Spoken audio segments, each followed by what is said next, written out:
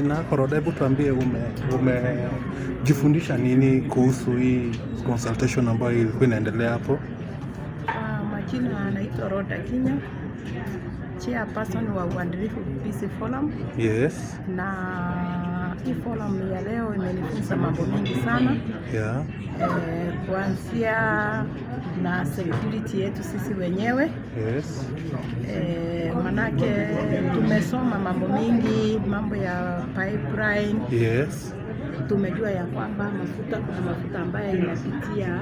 Yes. Kwenye inapita through pipes, kuna ingine inapita na magari. Yeah. Kwa hivyo tumeweza kuhamasishwa na tumeweza kuuliza maswali. Yeah. Manake tumeona watu wetu wengi wanaathirika wakati gari zinaposafirisha mafuta zinapata ajali. Yeah. Tumeweza kuuliza mambo na safety na wananchi wenzetu. Yeah. Ambao wanaathirika wakati huo mkasa unapotokea. Na wameweza kutujibu. Sasa wamesema wameongeza 12 cents. Yes. Katika ile mafuta ambayo iko. Unasema nini kwa wale wenye wanaishi kwa maisha ya chini?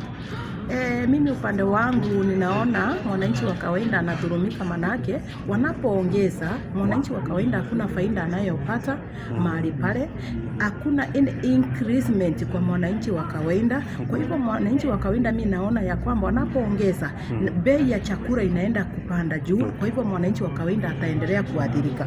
Sawa, asante.